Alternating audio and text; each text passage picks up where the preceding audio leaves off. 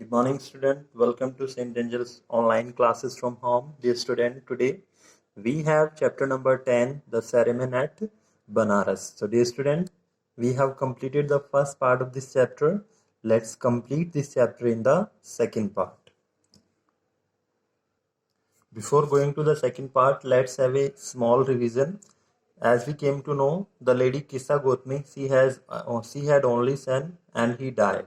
In the grief, she went to Gautam Buddha and she asked Gautam Buddha to revive his child. अपने जो बच्चे हैं उसे दोबारा जीवित करने के लिए बोला. गौतम बुद्धा ने क्या कहा कि I will revive your child अगर आप एक मुट्ठी मुझे क्या ला कर दे, मस्ट सीड्स ला कर दे, लेकिन वह जो सीड है उस घर से होना चाहिए जिस घर में किसी ने अपने प्यारे को ना खोया हो. So dear student, in this way जो किस्सा गौतमी थी, she started finding a house where no one is dead, but finally when she came to know that there is not a single house in which, जिसमें लोगों ने अपने प्यारों को नहीं खोया है, तो she became helpless. Let's start the second part. Kissa Gotmi became weary and helpless. In this way, the student जो Kissa Gotmi थी, she became very tired and helpless, विवश हो गई. When she find not a single house, जब उसे नहीं मिला एक भी घर where people have not lost their dear ones, and sat down at the wayside watching the light. Dear student, वह बैठ गई कहाँ पर? Wayside, जो रास्ते में, on the way, as on the way, किनारे पर, watching the lights of the city, and started watching और देखने लगी lights of the city as the flickers up and were extinguished. जैसे जो शहर की लाइट थी वो क्या हो रही थी? They flickered, they shone, वो चमक रही थी, and extinguished, the student, वो बंद हो रही थी, बुझ रही थी बार बार. At last the darkness of the night reigned everywhere, और आखिरकार जो डार्कनेस ऑफ द नाइट है, जो रात का अंधेरा था, इट कवर्ड होल सिटी, है पूरे शहर को कवर कर रहा था. By seeing this she got an idea, उसे एक विचार आया, and she considered the fate of man. She thought about the luck, जो भाग्य होता है ऑफ मैन. शी कंपेयर्ड, कि जैसे as I can see the picture, I can see the light जो जलती हैं और बंद हो जाती है, इन द सेम वे जो ह्यूमन बीइंग है, they come on this earth and they went away. She thought to herself, और उसने अपने आप सोचा, how selfish I am in my grief, कि कितनी सेल्फिश मैं बन गई हूँ अपने दुख में. Death is common to all. Dear student, according to her understanding, क्या कहा कि जो डेथ है, it is common to all, ये सब लोगों के लिए एक समान है. Yet in this valley of desolation, और यह एप्लीकेबल है कहाँ? इस वैली में भी, जहां पर क्या है? वैली ऑफ डिसोलेशन हम बात करें, where I can see the deep sorrow all around. There is a path that leads him to immortality, और एक रास्ता है जो लेकर जाता है उसे कहाँ? इमोर्टैलिटी की ओर, अमरता की ओर. Who has surrendered all selfishness, वो लोग, उन लोगों को अमरता की ओर, अमरता, वो लोग अमर होते हैं जो क्या कर देते हैं? सरेंडर कर देते हैं, सबमिट कर देते हैं अपनी सेल्फिशनेस को, अपने मतलबीपन को. The Buddha said when she went to the Buddha, जब बुद्धा के पास पहुंची और उसने बताया, तो बुद्धा जी थे, उन्होंने क्या समझाया? He said the life of mortar in this world is troubled. Dear student, we have to understand the meaning of mortal. Mortal, those who bound to die, की वो लोग जिनका मरना निश्चित है. तो the life of those people जो इस पृथ्वी पर आए और जिन्हें बिल्कुल निश्चित तौर पर डेथ होनी है, जिनकी, in this world is troubled and brief, उनका वो क्या है? ट्रबल है. They have to face the problem in their life, उनकी लाइफ जो है वो शॉर्ट है. And they have to be combine with the pain, उन्हें किसके साथ कंबाइन होना है? उन्हें जो पेन है उसके साथ भी एसोसिएट होना पड़ेगा. For there is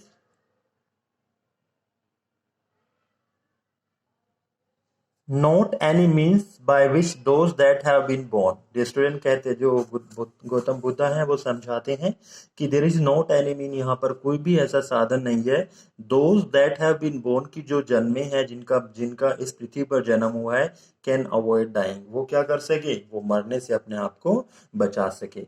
after reaching the old age there is death. We all understand कि जब हम बूढ़े होते हैं, ओल्ड एज में पहुंचने के बाद, वी गो डाइड, मृत्यु होती है. Of such a nature are living being, and this is the nature of the living being. जितनी भी लिविंग बीइंग है, यह एक प्रकृति है. We all have to understand, हमें इसे समझना पड़ेगा. In this way he give many example, जैसे कि as ripe fruit are early in danger of falling, कि जैसे जो पेड़ होता है, जो फल पक जाता है वो किस खतरे में आ जाता है, वो खतरे में होता है that he has to fail, उसे तोड़ा जाना है, वह नीचे गिरने वाला है। सो मोर्टल्स, ऐसे ही all those people who are born to die, जब वो पैदा होते हैं, they are always in danger of death, उन्हें पता है दैट उनकी डेथ भी होनी निश्चित है। All earthen vessels, all earthen vessel student we can see, earthen जो मिट्टी के बने विशल स्पॉट होते हैं, बर्तन होते हैं, that is made by potter, जो पोटर के द्वारा बने जाते हैं।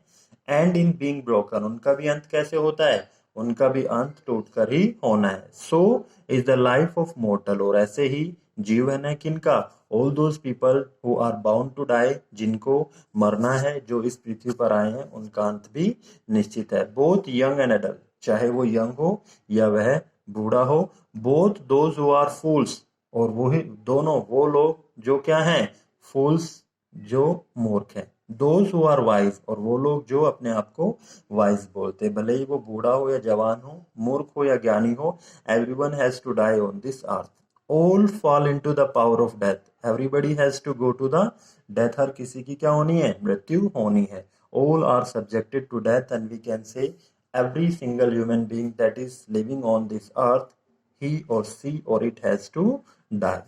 Of those who overcome by death, the student, there are few people जो क्या करते हैं, जो डेथ से अपने आप को पार पाते हैं, डिपार्ट फ्रॉम लाइफ, और जीवन से जो डेथ जिनकी होती है, डिपार्ट फ्रॉम लाइफ, जिनका जीवन पूरा होता है।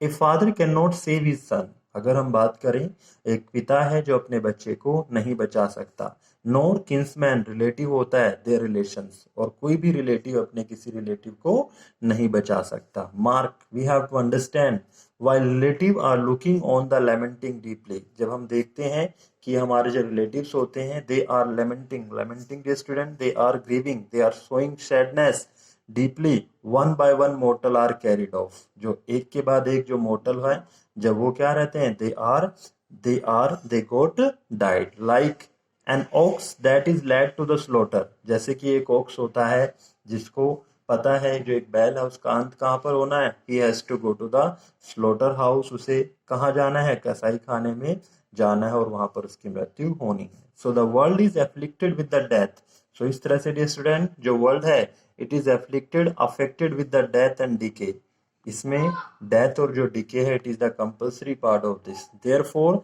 The wise do not grieve, और यही कारण है कि जो बुद्धिमान लोग हैं, all those people who have understood it, जिन्होंने इस बात को समझ लिया है, they never cry, they never show grieve, वो कभी भी शोरो प्रकट नहीं करते हैं। Knowing the terms of the world, because they are very nicely aware of the term of this world, क्योंकि वे इस संसार की जो टर्म्स एंड कंडीशंस है, उनसे अच्छे से वाकिफ है, they know that. Not from weeping, not for grieving will anyone obtain peace of mind. Student, if we lose someone, और हम क्या करते रहते हैं, ना ही रोने से और ना ही दुख प्रकट करने से किसी को भी obtain नहीं होगी peace of mind, बल्कि on the contrary, इसके विपरीत जो उसका पेन है, his pain will be the greater and his body will suffer, जो उसका पेन रोने धोने से कम नहीं होगा, यह और ज्यादा बढ़ता चला जाएगा। वी कैन सी, जब भी कोई रिलेटिव किसी की भी डेथ होती है, people start crying, they start showing the sadness. तो यहाँ पर गौतम बुद्ध जी समझाते हैं क्या, कि जब हम किसी भी अपने प्यारे के लिए रोते हैं, तो वी हैव टू अंडरस्टैंड, हमें समझना होगा कि रोने धोने से, दुख प्रकट करने से जो प्रॉब्लम है वह कम नहीं होगी, जो दुख है वह कम नहीं होगा, दुख तो बढ़ेगा ही, जो बॉडी है उससे भी सफर करना पड़ेगा। He will make himself sick and pale, और in this way those people जो ऐसा करते हैं, वो अपने आप को बीमार कर लेंगे, they will be pale, yet the dead are not saved by his lamentation, और हमें पता है इन सब चीजों के बावजूद भी जो डेड है, जो मृत्यु है, जिस व्यक्ति को हुई है, उसे नहीं बचाया जा सकता by the lamentation, by the grieving, by the decay.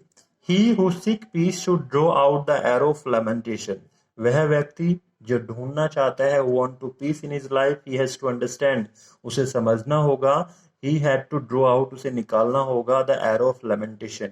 The student, he has to understand that he will not show any kind of sadness and sorrow, वह कोई भी sadness और sorrow प्रकट नहीं करेगा, and complain and grief, और ना ही complain करेगा that he has lost someone, और ना ही वो किसी दुख को प्रकट करेगा।